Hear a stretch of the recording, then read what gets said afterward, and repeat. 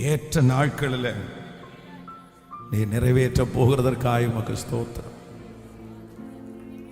ஸ்தோத்திரம், ஸ்தோத்திரம், ஸ்தோத்திரம்.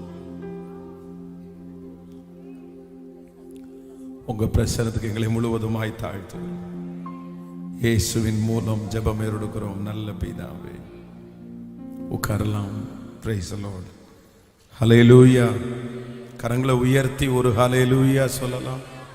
இந்த நல்ல நாளிலும் இந்த இரக்கம் செய்யும் வரை உண்மையே இந்த கூட்டத்தினுடைய இந்த நாளிலும் கர்த்தர் சமூகத்திலே ஆண்டவரை ஆராதிக்கும்படியாக திருச்சபையிலையும் இன்னும் ஆன்லைன் மூலமாகவும் இந்த ஜெபத்திலே கலந்து கொண்டு வருகிற ஒவ்வொரு பிள்ளைகளையும் நான் ஆண்டவராகிய இயேசு கிறிஸ்துவின் நாமத்தினாலே வாழ்த்துகிறேன். நான் உங்களை ஆசீர்வதிக்கிறேன்.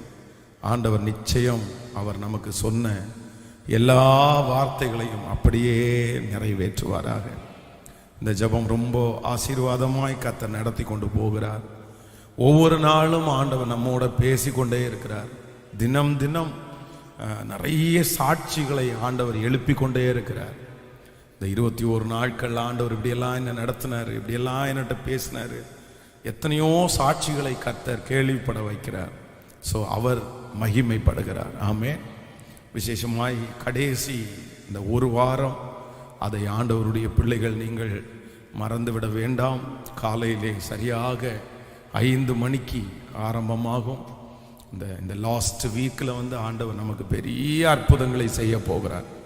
அதனால் கொஞ்சம் அப்படியே சிரமத்தை பார்க்காம அந்த ஒரு வாரமும் சீக்கிரமாய் நீங்கள் எழும்பி முடிந்த வரைக்கும் குடும்பமாய் நீங்கள் கலந்து கொள்ளுங்கள். ஆண்டவர் பெரிய அற்புதங்களை நமக்கு செய்வாராக. ஆமென் சொல்லுங்கள்.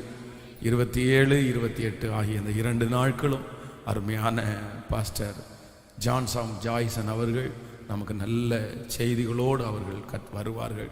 அதனாலே அநேக நண்பர்களையும் சொந்தங்களையும் நீங்கள் அழைத்து வரும்படியாக உங்களை அன்போடு கேட்கிறேன். ஆன்லைன்லையும் அதே நேரத்தில் நம்ம ஆரம்பிக்க போகிறோம். ஆனால் அந்த ஒரு வாரம் மட்டும் நீங்கள் அதிலே கவனமாக இருக்கும்படியாக கேட்கிறேன். ஆமென்.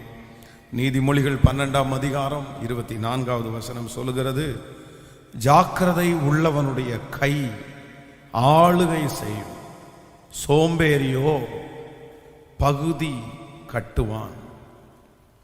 ஜாக்கிரதை உள்ளவனுடைய கை ஆளுகை செய்யும், சோம்பேறியோ பகுதி கட்டுவான். இந்த இடத்துல இந்த ஜாக்கிரதை உள்ளவனுடைய கை நிறைய இடங்களிலே நிறைய வீடுகளிலே போகும்போது அவங்களுடைய வாசல்ல அந்த கேட்ல எழுதி போட்டிருப்பாங்க, நாய்கள் ஜாக்கிரதை அப்படின்னு எழுதி போட்டிருப்பாங்க. ஜாக்கிரதை அப்படின்னு என்ன அர்த்தம் அப்படின்னு சொன்னா, கவனமா இருங்க, அவசரப்பட்டு கையை காலெல்லாம் உள்ள விட்டுறாதீங்க, அவசரப்பட்டு கேட்டை திறந்துடாதீங்க. நீங்க கவனமா இல்லை அப்படின்னா உள்ள இருக்கிற நாய் உங்களை கஷ்டப்படுத்திடும், இல்லைன்னா உங்களை கடிச்சிரும் அப்படின்னு அவங்க எழுதி போட்டிருப்பாங்க. இப்போ ஆண்டவர் இந்த இடத்துல வேதத்துல என்ன எழுதி வைத்திருக்கிறாருன்னா, ஜாக்கிரதை உள்ளவனுடைய கையோ ஆளுகை செய்யும். ஸோ ஒரு தேவனுடைய பிள்ளையினுடைய வாழ்க்கையிலே எல்லாவற்றிலையும் நம்ம என்னன்னா, இன்னையினுடைய தற்பரிசோதனை ஜாக்கிரதையா இருக்கணுமாமா. எப்படி இருக்கணுமாமா? எல்லாவற்றிலையும் ஆண்டவருடைய பிள்ளைகள் உங்களுடைய வாழ்க்கையிலே, உங்களுடைய படிப்பிலே, உங்களுடைய எதிர்காலத்திலே எல்லாத்துலேயுமே ஜாக்கிரதையாக இந்த உலகத்திலே இல்லாவிட்டால் கொஞ்சம் நம்ம விளையாட்டுத்தனமாகவோ ஈஸியாகவோ நம்முடைய வாழ்க்கையை பரவாயில்ல அப்படின்னு விட்டுட்டோம் அப்படின்னு சொன்னா, அந்த சொற்ப மதியினம், அதான் ஒரு செத்தை தைலக்காரனுடைய முழு தைலத்தையும் கெட்டு நாரி போக பண்ணும். அப்போ கொஞ்சம் ஜாக்கிரதையா இல்லை அப்படின்னு சொன்னா இந்த உலகம் நம்மளை ஏமாத்திடும், மனிதர்கள் நம்மளை ஏமாத்திடுவார்கள். அப்போ ஆண்டவரிடத்துல நம்ம கேட்க வேண்டியது என்ன அப்படின்னா, ஆண்டவரே ஜாக்கிரதை எனக்கு தாங்க ஆண்டவரேன்னு கேட்கணும். வேதத்துல ஒரு இளம் தீர்க்கதரிசி இருக்கிறார். அப்ப இளம் தீர்க்கதரிசியை ஆண்டவர் அனுப்பும் போது என்ன சொல்றாருன்னா, நீ போ, அந்த இடத்துல உன்மூலமாய் பெரிய காரியத்தை நான் செய்வேன், அந்த இடத்துல போய் அவங்களுக்கு தீர்க்க தரிசனம் உரைச்சு அங்க அற்புதத்தை பண்ணிட்டு அவ்வளவுதான். நீ என்ன பண்ணனா, எப்படி நீ போனியோ அப்படியே நீ திரும்பி வந்துரு, நீ வேற எதுலையுமே கலந்துக்காத அப்படின்னு ஆண்டவர் வந்து அந்த தீர்க்கதரிசியின் இடத்துல சொல்லி அனுப்புவார். ஆனா பாருங்க, ஒரு கிழட்டு தீர்க்கதரிசி, வயசான தீர்க்கதரிசி, அந்த தீர்க்கதரிசியினுடைய பிள்ளைகள் 2 பேர் வந்து ராஜாவினுடைய கையிலே அவர்கள் உடன் ஊழியர்களா இருக்காங்க.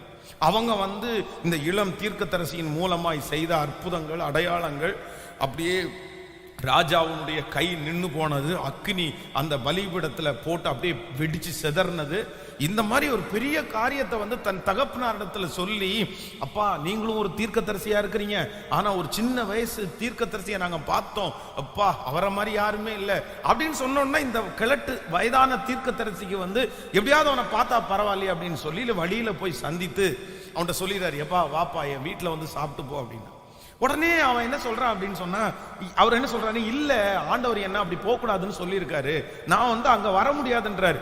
உடனே இவன் எவ்வளோ அவங்கள கம்பல் பண்ணியும் அந்த இளம் தீர்க்கதரிசி வராததை பார்த்த உடனே இவர் என்ன சொல்றாருன்னா, இல்ல நாம் வீட்டிலிருந்து கிளம்பும் போது ஆண்டவர் என்கிட்ட சொன்னாரு உன்னை கூப்பிட்டு வீட்டில். அந்த நேரத்தில் பார்த்தீங்கன்னா அந்த சொற்ப மதியினம், அவர் ஒரு தீர்க்கதரிசி, வயதான தீர்க்கதரிசி தான், ஆண்டவருடைய நாமத்தினால தான் வர்றாரு. கர்த்தருடைய நாமத்தினால, கர்த்தருடைய வார்த்தையின்படி வயசான ஒருத்தர் இவரை கூப்பிட்டு இந்த மாதிரி ஆண்டவர் தான் உங்கள்கிட்ட சொல்ல சொன்னாரு அப்படின்னு பொய் சொன்ன ஒன்ன நிதானிக்க தெரியாம அந்த சொற்ப அஜாக்கிரதை, ஒரு சின்ன அஜாக்கிரதை வந்து வேதம் சொல்லுது. இவர் போறாரு, வீட்டில் சாப்பிட்றாரு, சாப்பிட்டு முடிக்கவே அந்த வயதான தீர்க்க தரிசனம் உரைக்கிறாரு. நான் உங்கள்கிட்ட என்ன ஆண்டவர் சொன்னாரு, நீ ஏன் கீழ்ப்படியல பாரு, நீ போற வழியில என்ன நடக்கும்னு பாருங்க. போற வழியில ஒரு ஆபத்து வந்து அந்த சின்ன இளம் தீர்க்கதரிசி சிங்கத்தினாலே கொல்லப்படுவார். அப்போ நம்ம வந்து நன்றாய் கவனிங்கள் ஆண்டவருடைய பிள்ளைகளே, ஆண்டவருடைய பேரை சொல்லி கூட வரலாம், ஆனா அங்க நம்ம எப்படி இருக்கணும்னா கர்த்தருடைய பிள்ளைகள் ஜாக்கிரதையா தான் இருக்கணும், ரொம்ப ஜாக்கிரதையா இருக்கணும். சிலருடைய வாழ்க்கை வந்து அழிந்து போகிறதற்கு காரணமே யாரால அப்படின்னு சொன்னா, ஆவிக்குரியவர்கள் என்று அந்த போர்வையில வருகிறவர்களால எத்தனையோ பேர் அழிஞ்சு போயிருக்காங்க, எத்தனையோ பேர். அதான் கண்ணை மூடிட்டு ஏதாவது ஒன்று சொன்ன உடனே அப்படியே உடனே நம்பிடுறது, உனக்கு பிசாசு இருக்குன்னா நம்பிடுறது, செய்வன் இருக்குன்னா நம்பிடுறது, உனக்கு அப்படிப்பட்ட கட்டு இருக்குன்னா உடனே நம்பிடுறது, உனக்காக அப்படி பண்றேன் இப்படி பண்றேன், நான் ஒரு 7 நாள் உபவாசம் போடணும், உனக்காக அந்த அந்த செய்வனையை நான் எடுப்பேன். எதை சொன்னாலும் ஆராய்ஞ்சு பார்க்காம ஜாக்கிரதை இல்லாம நீங்க ஒரு முடிவு எடுத்துட்டீங்க அப்படின்னு சொன்னா அதனால் நீங்கள் வருத்தப்படுவீர்கள். அதனால ஆண்டவரிடத்துல கேளுங்க, இதுல மட்டும் இல்ல, என் வாழ்க்கையில முழுக்க நீங்க என்ன கொடுங்க ஆண்டவரே, ஜாக்கிரதையா நான் இருக்கணும் ஆண்டவரே. எல்லாத்துலயும் நான் எப்படி இருக்கணும்னா கவனமா இருக்கணும். அப்படியே கையை மேல உயர்த்தி எல்லாரும் ஆண்டவரிடத்துல கேளுங்க, ஆண்டவரே என் பிள்ளை ஜாக்கிரதையா இருக்கணும் ஆண்டவரே, என் மகள் ஜாக்கிரதையா வாழணும் ஆண்டவரே. ஆண்டவரே நான் எத்தனையோ காரியங்களை அஜாக்கிரதையா இருந்ததுனால எத்தனை காரியத்தை நான் இழந்தேன், எத்தனை காரியம் என்னை விட்டு போயிருச்சு. ஆனால் இன்றைக்கு நான் ஜெபிக்கிறேன், தகப்பனே ஜாக்கிரதையாய் வாழ, எல்லாவற்றிலையும் கவனமாய் இருக்க ஆண்டவரே, எல்லாவற்றிலையும் நான் சுதாகரிப்பாய் இருக்கிறதற்கு இப்பொழுது கர்த்தர் ஆண்டவரே எங்களுக்கு போதிய ஞானத்தை கர்த்தர் தருகிறதற்காக ஸ்தோத்திரப்பா, எங்களுக்கு தருகிறதற்காக நன்றிப்பா, நன்றிப்பா. உங்களால் ஆகாத காரியம் என்று ஒன்றுமே இல்லை. ஆமேன் சொல்லுங்கள். ரொம்ப கவனமா இருக்கணும். ஏன்னா இந்த உலகம் வந்து சாதாரணமானது அல்ல. ஒரு சின்ன உதாரணத்தை சொல்றேனே, நம்முடைய திருச்சபைக்காக இந்த ப்ரேயர் டீம் இன்னும் முக்கியமான சில பொறுப்புகளுக்காக வந்து ஒரு நல்ல அப்படின்னா எல்லாருக்கும் ஈஸியாக மனப்பாடம் பண்ணுறது மாதிரி ஒரு மொபைல் நம்பரு எடுக்கலாம் அப்படின்னு கடந்த நாட்கள்லேருந்து சில முயற்சி எடுத்து அது நடந்துட்டு இருந்துச்சு. அப்போ வந்து எனக்கு பல மாதங்களுக்கு முன்பாகவே என்னுடைய மொபைலில் வந்து வாட்ஸ்அப்பில் வந்து இந்த மாதிரி ஒரு ஃபேன்சி நம்பர், அப்படின்னா நிறைய டிஜிட் ஒரே மாதிரி, அப்படின்னா 70000007000 அந்த மாதிரி அந்த ஃபேன்சி நம்பர் வந்து நிறைய வந்தது மாதிரி நான் வாட்ஸ்அப்பில் எனக்கு ஒரு ஞாபகம் வந்துருச்சு. உடனே வந்து அதை நான் புரட்டி பார்க்குறேன், அந்த வாட்ஸ்அப்பில் அந்த நம்பர் இருக்கா அப்படின்னு பார்த்தா கரெக்டாக பார்த்தீங்கன்னா ஒரு 150 நம்பர் இருக்கும். யாரு என்னென்னலாம் தெரியாது, ஆனால் அவங்க வந்து என்ன பண்ணியிருக்காங்கன்னா அந்த ஃபேன்சி நம்பர் வந்து எனக்கு அனுப்பியிருக்காங்க. பல மாதங்களுக்கு முன்பாக. இப்பொழுது நம்பர் எடுக்கணும்னு வரும்போது எனக்கு ஞாபகம் வந்துருச்சு. போய் பார்த்தா அந்த வாட்ஸ்அப் நம்பர் ஆக்டிவா இருக்குது. அதுல வந்து அதை டெலீட் பண்ணாம அப்படியே இருந்துச்சு. உடனே நான் என்னன்னா அதுல ஒரு நம்பரை செலக்ட் பண்ணி அந்த நம்பரை வந்து எஸ்எம்எஸ் பண்ணி இது எவ்வளோ ரூபா அப்படின்னு கேட்டேன். அப்போ வந்து அவர் வந்து இவ்வளோ ரூபா வரும் அப்படின்னு கேட்ட உடனே, இல்லை இன்னும் கொஞ்சம் குறையுமா, இந்த இவ்வளோ பணமா இல்லை கொஞ்சம் ஏதாவது கம்மி பண்ணுவீங்களா அப்படின்னு கேட்ட உடனே அவங்க வந்து ஒரு 1000 ரூபா அந்த மாதிரி குறைச்சிட்டு, இல்லை இவ்வளோ குறைஞ்சிரும் அப்படின்னு சொல்லி எஸ்எம்எஸ் பண்ணாங்க. அப்போ வந்து கால் பண்ண அந்த நம்பர்லேருந்து நான் கால் பண்ணேன். கால் பண்ணும்போது அந்த கால் அட்டன் பண்ணலை. அவங்க வந்து நான் பிஸியாக இருக்கேன், ஒரு 10 மினிட்ஸ் தாண்டி கூப்பிடுறேன் அப்படின்னு சொன்னாங்க. அவங்க எஸ்எம்எஸ் எனக்கு அனுப்புறாங்க, எஸ்எம்எஸ்ல பேசிட்டு இருக்காங்க. கால் எடுத்து ஒரு 2 செகண்ட் பேசுறதுக்கு ஒரு பெரிய விஷயம் இல்லை. அது அவங்களுக்கு ஒரு பிஸ்னஸ், அதில் அவங்களுக்கு ஒரு 100 ரூபாய் கிடைக்கும் அவங்களுக்கு. ஆனால் இவங்க காலை கட் பண்ணுறாங்களே, கால் பண்ணாமல் எஸ்எம்எஸ் மட்டும் அனுப்புகிறாங்களேன்னு உடனே சின்ன ஒரு டவுட் வந்துருச்சு. அப்போ வந்து இந்த நம்பர்லாம் வாங்கி கொடுக்குற நம்முடைய சர்ச்சில் ரொம்ப அதில் கொஞ்சம் நாலேஜ் இருக்கிற பிரதர் ஒருத்தருக்காங்க. அப்போ நான் என்ன பண்ணினேன்னா இதை அப்படியே அவருக்கு ஃபார்வர்ட் பண்ணிவிட்டு அந்த நம்பரையும் அனுப்பிட்டு, பிரதர் இந்த மாதிரி இந்த நம்பர் வாங்கலாம் அப்படின்னு நினைக்கிறோம், நீங்கள் கொஞ்சம் செக் பண்ணிக்கிங்க, நீங்களே நான் கேஷ் உங்கள் கையில் கொடுத்துறேன், நீங்கள் அதை யோசிச்சு நீங்க பார்த்து வாங்கிருங்க அப்படின்னு. அப்போ வந்து அவங்க அந்த நம்பருக்கு கால் பண்ணி பார்த்தா அந்த நம்பர் வந்து ஒர்க் ஆகல. அவங்க வந்து சுவிட்ச் ஆஃப் அப்படின்னு வச்சிருந்து. அவங்க கண்டுபிடிச்சு என்ன சொன்னாங்கன்னா, பாஸ்டர் இது வந்து அந்த ஜீரோ கிரைம் அப்படின்னா வந்து ஏமாத்துற ஆட்கள் இருக்காங்கல்ல, ஏமாத்துறவனுடைய நம்பர். ஏன்னா கிட்டத்தட்ட ஏற்கனவே ஒரு 30 பேர் வந்து நாங்க இவங்கள்ட்ட ஏமாந்துட்டோம் அப்படின்னு சொல்லி அவங்க வந்து கம்ப்ளைண்ட் பண்ணியிருக்காங்க. கம்ப்ளைண்ட் பண்ணவங்களே 30 பேர். அப்போ கம்ப்ளைண்ட் பண்ணாம ஏமாந்தவங்க எத்தனை பேர் இருப்பாங்க? அந்த கொஞ்ச நேரத்தில் அவங்க அவைலபிளா இருக்காங்க, வாட்ஸ்அப்ல இருக்காங்க, எஸ்எம்எஸ் அனுப்புறாங்க, கான்டாக்ட் பண்றாங்க, நீங்க பணம் அனுப்பி விடுங்க, நாங்க உங்களுக்கு கார்டு அனுப்புறோம், எல்லாமே அவங்க சொல்றாங்க. ஆனா அந்த சிறிது நேரத்திலேயே ஜாக்கிரதையா கொஞ்சம் சுதாகரிப்பா இல்லாம இருந்தா நான் நம்புறேன் நம்மளை ரொம்ப ஏமாத்திடுவாங்க. கண்ணு தெரியாத, முகம் தெரியாத, யாருன்னு பார்த்துராத ஒரு நபரை நம்பி பணத்தை செலுத்துவதும், பணத்தை நம்பி ஒரு மனுஷனை நம்பி இல்லைன்னா ஒரு காரியத்தை நம்பி கடன் வாங்குவதும், நம்முடைய மறைவான காரியங்களை வெளிப்படுத்துவதும், ஒரு ஆண்டவருடைய பிள்ளை இதுல ஜாக்கிரதையா இருக்க வேண்டாம். முகமே தெரியாது. நான் வந்து இந்த ஷேர் மார்க்கெட்டு இப்படிப்பட்ட பிஸ்னஸ் எல்லாம் வந்து உண்மையிலே நான் வந்து அதை வந்து சரியானது இல்லைன்னு தான் நான் சொல்லுவேன். அதில் வந்து கர்த்தருடைய நடத்துதல் இருக்கிற மாதிரிலாம் எனக்கு தெரியல. ஏன் அப்படின்னா அதை பண்றவங்க யாருன்னே தெரியாது. ஆன்லைன் மூலமாக வருகிற எந்த காரியமா இருந்தாலும் நேரடியா நீங்க போய் பார்க்காம நேரடியா போய் பார்த்தா கூட சில டைம் ஏமாத்திடுவாங்க. அதான் நம்ம திருச்சபையில் இருக்கிற ஒரு வாலிப தம்பி, அவங்க டீம் சேர்ந்து வந்து ஒரு ஐடி ஒர்க் பண்ணாங்க. அவங்க உடனே வந்து ஐடி ஒர்க் பண்ணி அவர்களை நம்பி பல லட்சம் ரூபாய் செலவு செய்தாங்க. அவங்களுக்கு நிறைய வேலை கொடுத்துட்டு இருந்தாங்க. இவங்க வந்து பணம் வராததுனால, என்ன பணம் வரல அப்படின்னு சென்னையில் நீங்க எங்க இருக்கிறீங்கன்னு கேட்டு அங்க ஆபீஸ்ல போனா அந்த இடத்துல ஆபீஸ் அந்த மாதிரி ஆபீஸ்னு ஒண்ணு இல்லவே இல்லை. அதனால பல லட்சங்கள் ஏமாந்தாங்க. அதனால ரொம்ப ஜாக்கிரதையா இருக்கணும். இந்த உலகத்துல இப்போ இருக்கிற மனிதர்கள் நிறைய பேர் வந்து அதுவும் ஆன்லைன் மூலமாய் இந்த மாதிரி மீடியாக்கள் மூலமாய் வந்து மனிதனுடைய மனசை மாத்துறவங்க, ஏமாத்துறவங்க நிறைய பேர் இருக்காங்க. ஆண்டவருடைய பிள்ளைகள் தேவையானதற்கு மட்டும்தான் மீடியா பக்கமா இருக்கணுமே தவிர, தேவையில்லாம போனீங்கன்னா அது உங்களை அழிவுக்கு நேராய் கொண்டு போய் விட்டுரும்.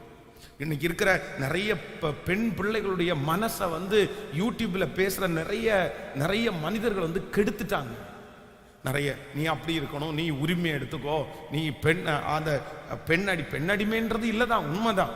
ஆனா இந்த மாதிரி தேவையற்றது எல்லாத்தையும் பேசி பேசி பேசி இன்னைக்கு நிறைய குடும்பங்கள் பார்த்தீங்க அப்படின்னா இந்த வீடியோ, இந்த யூடியூப்ல வர்ற வீடியோ, வாட்ஸ்அப்ல வர்ற வீடியோ, இது எல்லாத்தையும் பார்த்து பார்த்து தன்னுடைய குடும்பமும் அப்படி இருக்கணும்னு எதிர்பார்த்து, தன்னுடைய கணவன் தன்னுடைய மனைவி அப்படி இருக்கணும்னு எதிர்பார்த்து தங்களுடைய வாழ்க்கையை இழந்து நிற்கிற எத்தனையோ குடும்பங்கள் இருக்கிறது.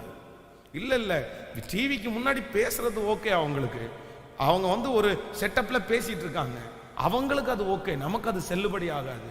அதனால ஆண்டவரே எனக்கு ஒரு கிருபை தாங்க, எந்த மனுஷனிடத்துலையும் நான் என்னவா இருக்கணும் அப்படின்னா ஜாக்கிரதையா இருக்கணும். ஆமேன்னு சொல்லுங்க. உங்கள் பணங்களை நம்பி கொடுப்பது, உங்களுடைய குடும்ப காரியங்களை நம்பி செலுத்துவது, இதெல்லாம் விளையாட்டுத்தனமாகவும் ஞானம் இல்லாமலும் இருக்காதிருங்கள்.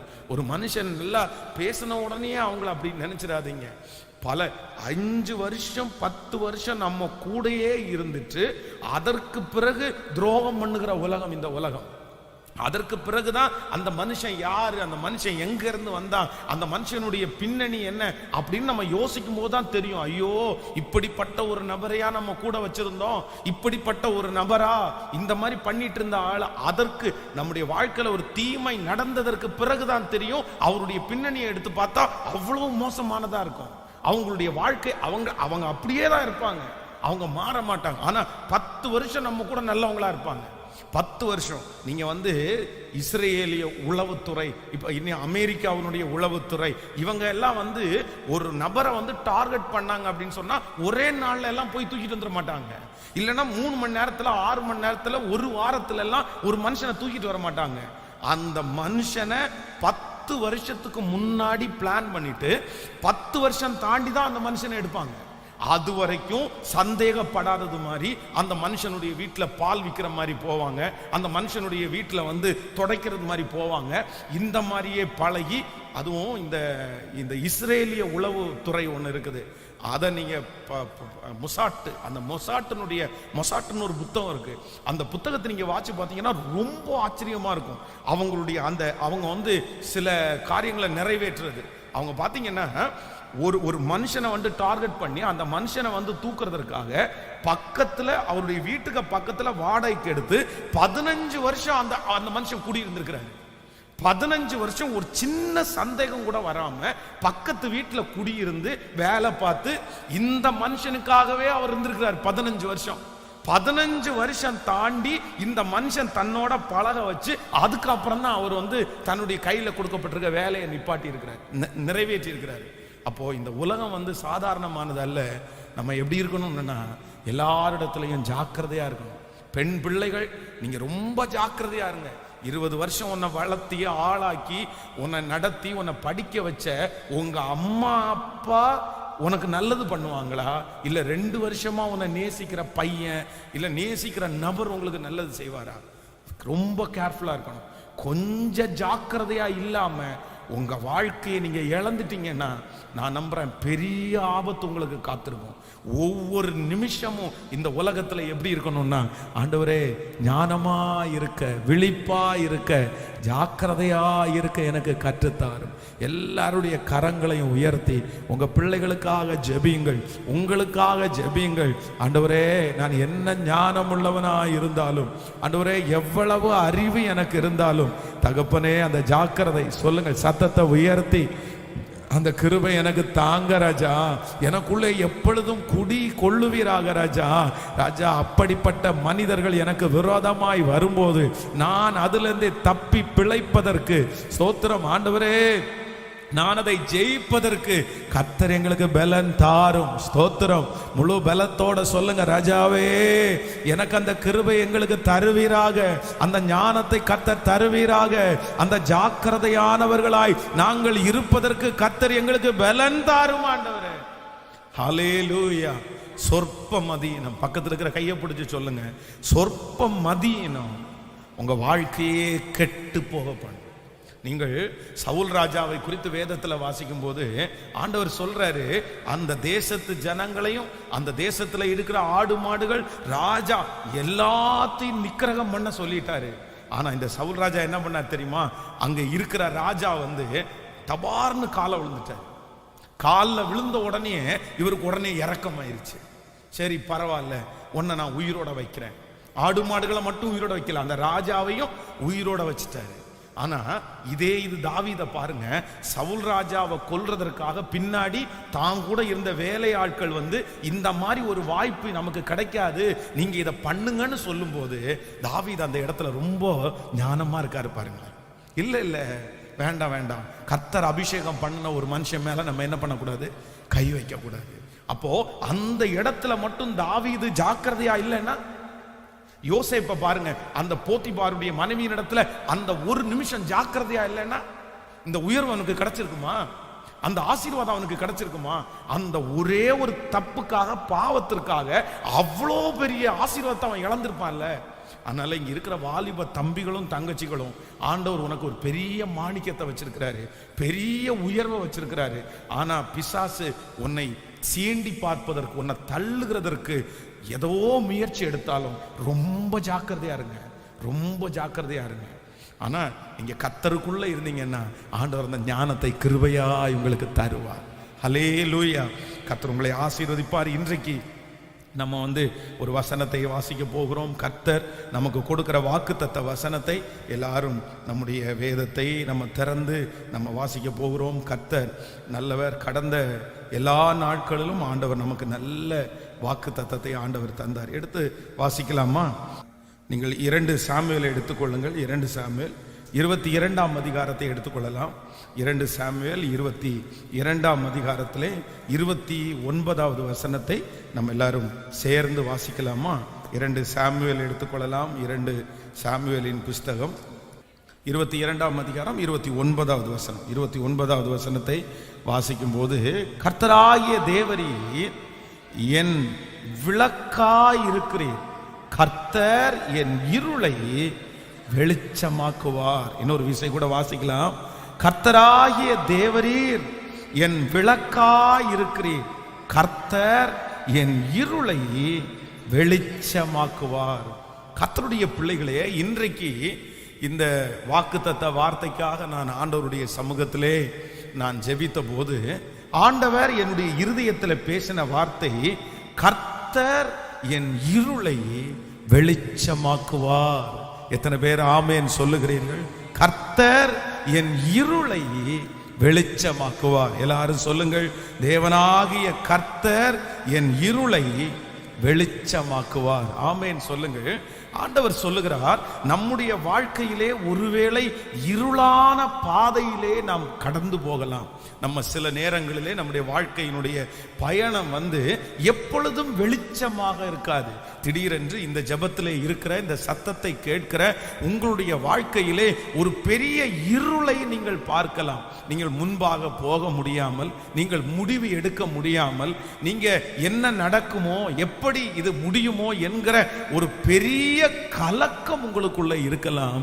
ஆனா ஆண்டவர் வாக்கு கொடுக்கிறார், இல்லை, நான் உன் இருளை வெளிச்சமாக்குவேன் என்று கர்த்தர் வாக்கு கொடுக்கிறார். உங்கள் வியாபாரத்தில் இருக்கிற அந்த இருளை கர்த்தர் இன்னும் வெளிச்சமாக்க போகிறார். உங்களுடைய வீட்டிலே இருக்கிற அந்த இருளை ஆண்டவர் வெளிச்சமாக்குவார். ஆமென் சொல்லுங்கள். யாரெல்லாம் இந்த ஜெபத்திலே இருக்கிற நீங்கள் இருளை நீங்கள் சந்திக்கிறீர்களோ, என் தேவனாகிய கர்த்தர் அந்த இருளை இப்பொழுது இந்த 21 நாள் ஜெபத்திலே கர்த்தர் வெளிச்சமாக்குவேன் என்று கர்த்தராகிய ஆண்டவர் அந்த பிரச்சனையிலே வந்து நிற்பார், அந்த வீட்டிலே வந்து நிற்பார், அந்த தொழிலிலே வந்து நிற்பார். அவர் வந்து நிற்கும் போது நம்மை சுற்றி இருக்கிற எல்லா இருளையும் கர்த்தர் வெளிச்சமாய் மாற்றுவார். நம்புகிறவர்கள் கரங்களை தட்டி கர்த்தரை மகிமைப்படுத்தலாம். நான் நம்புகிறேன், கரங்களை தட்டும் போதே நமக்கு விரோதமாய் இருக்கிற இருளை தேவன் வெளிச்சமாக்குகிறார். ஹல்லேலூயா. இருள் என்கிற ஒன்று ஒரு மோசமானது. அப்படின்னா இந்த இரவுகள் நம்முடைய வாழ்க்கையிலே தூங்குவதற்கான ஒரு இரவு வரலாம். ஆனா நம்முடைய வாழ்க்கையிலே எல்லாரும் சோதனையை சந்திக்கிற அந்த இருள் நம்முடைய வாழ்க்கையில வரக்கூடாது. அந்த இருள் வரும்போது நிறைய பேருடைய வாழ்க்கை திசை திரும்புகிறது. என்ன செய்வோம் என்று அவங்களுக்கு தெரியல. ஆனா ஆண்டவர் எல்லா இருளையும் வெளிச்சமாக்குகிற கர்த்தர். இன்னைக்கு ஒரு 3 காரியங்களை உங்களோடு பேசி உங்களுக்காக ஜெபிக்க போகிறேன். வாசிக்கலாம். முதலாவதாக ஒரு வசனத்தை நம்ம எடுத்து வாசிக்க போகிறோம். ஸ்தோத்திரம். ஆதியாகமம் 1ஆம் அதிகாரத்தினுடைய 2வது வசனத்தை நம்ம வாசிக்க போகிறோம். ஆதியாகமம் 1ஆம் அதிகாரத்திற்கு வாருங்கள். 1ஆம் அதிகாரம் 2வது வசனத்தை வாசிக்கலாமா? 2வது வசனம், பூமியானது ஒழுங்கின்மையும் வெறுமையுமாயிருந்தது, ஆழத்தின் மேல் இருள் இருந்தது, தேவ ஆவியானவர் ஜலத்தின் மேல் அசைவாடி கொண்டிருந்தார். இன்னொரு விஷயம் கூட வாசிக்கலாம். பூமியானது ஒழுங்கின்மையும் வெறுமையுமாய் இருந்தது, ஆழத்தின் மேல் இருள் இருந்தது, தேவ ஆவியானவர் ஜலத்தின் மேல் அசைவாடி கொண்டிருந்தார். கவனிங்கள் ஆண்டவருடைய பிள்ளைகளே, இந்த இடத்திலே ஒரு இருள் இருக்கிறது. வேதம் இந்த இருளை குறித்து என்ன சொல்லுகிறது என்றால், ஏற்கனவே இருந்த ஒரு இருள். அப்படின்னா ஆழத்தின் மேல் இருள் இருந்தது. இந்த வேதம், பரிசுத்த வேதாகமும் நம்ம எழுதப்படும் போதே ஆரம்பத்தில் எப்படி எழுது அப்படின்னா, ஒரு இருள் இருந்தது, ஆனால் தேவ ஆவியானவர் ஜலத்தின் மேல் அசைவாடி கொண்டிருந்து அதற்கு பிறகு வெளிச்சம் வந்ததாக நமக்கு சொல்லப்படுகிறது. அப்போ முதலாவதாக ஒரு தேவனுடைய பிள்ளை சந்திக்கிற முதல் இருள் என்ன அப்படின்னா, ஏற்கனவே நம்முடைய வாழ்க்கையிலே இருந்த இருள்.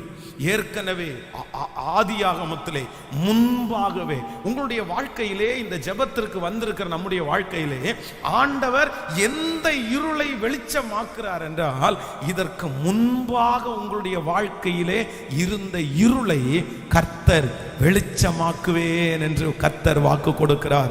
எத்தனை பேர் ஆமோதிக்கிறீர்கள்? ஒருவேளை அது உங்களுடைய முன்னோர்களிடத்திலே இருந்த இருளாய் இருக்கலாம், உங்க அம்மா அப்பாட்ட இருந்த இருளாய் இருக்கலாம். யாருமே அந்த இருளிலே வெளிச்சத்தை காணாமலே உங்களுடைய முன்னோர்கள் கடந்து போயிருக்கலாம். பாஸ்டர், என்னுடைய வீட்டில் இருக்கிறவங்களுக்கு ஒரு இருள் எங்களை தொடர்ந்துட்டு இருக்கிறது. இந்த இருள் இப்பொழுது இருந்தது அல்ல, இல்லைன்னா இந்த வறுமை, இந்த பிரச்சனை, இந்த பொத்தலான பை, இந்த நஷ்டம், இல்லைன்னா இந்த என்னுடைய வாழ்க்கையிலே நடக்கிற பல காரியங்கள் ஏற்கனவே இருந்தது, முன்பாகவே இருக்கிறது, வம்சமாய் இருக்கிறது, காலாகாலமாய் இருக்கிறது, ஏற்கனவே எழுதி வைக்கப்பட்டது. இதற்கு நான் காரணம் அல்ல, என்னுடைய தகப்பன் காரணம் அல்ல, என்னுடைய கீழ்ப்படியாமை காரணம் அல்ல, ஆனால் ஏற்கனவே என்னுடைய குடும்பத்தை பின்தொடர்கிற அந்த இருளை பார்த்து நீங்கள் பயந்து போய் இருக்கலாம். ஆனால் ஆண்டவர் இன்றைக்கு வாக்கு கொடுக்கிறார், அந்த இருளை கர்த்தர் வெளிச்சமாக்குவேன் என்று கர்த்தர் வாக்கு கொடுக்கிறார். இதற்கு முன்பாக உங்களுடைய வாழ்க்கையிலே நீங்கள் அறியாமல், உங்களுக்கு தெரியாமல், நீங்கள் உங்களுடைய காரணமே இல்லாமல் உருவாக்கப்பட்ட அந்த இருளை கர்த்தராகிய ஆண்டவர் வெளிச்சமாய் மாற்றுவார். ஆமென் சொல்லுங்கள். தேவனுடைய சமூகத்திலிருந்து தள்ளப்பட்ட தூதன் கீழே வேதம் சொல்லுகிறது, இந்த பூமியை ஒழுங்கின்மையாக்கி இந்த பூமியை அவன் இருளாக்கி விட்டான். அந்த இருள் தான் முன்னாடியே இருந்த இருள். இதற்கு யாரும் காரணம் இல்லை. ஆனால் ஆவியானவர் உலாவும் போது அந்த இருள் வெளிச்சமாய் மாறினது. நான் தீர்க்க தரிசனமாய் சொல்லுகிறேன், இந்த 21 நாட்கள் ஜெபம் முடியும் போது நிறைய பேருடைய தலையின் மேல் இருக்கிற முன்னோர்களுடைய சாபங்கள் எடுக்கப்படும். தாய் தகப்பனிடத்தில் இருந்த சாபங்கள் எடுக்கப்படும். உங்கள் தகப்பன், உங்கள் தாய் பார்த்த நஷ்டத்தை கண்டிப்பாக தொடர கர்த்தர் அனுமதிக்க மாட்டார். அந்த இருளை கர்த்தர் இப்பொழுது கரங்களை தட்டுகிறவர்களுக்கு நடக்கும் என்று நான் நம்புகிறேன். ஹல்லேலூயா.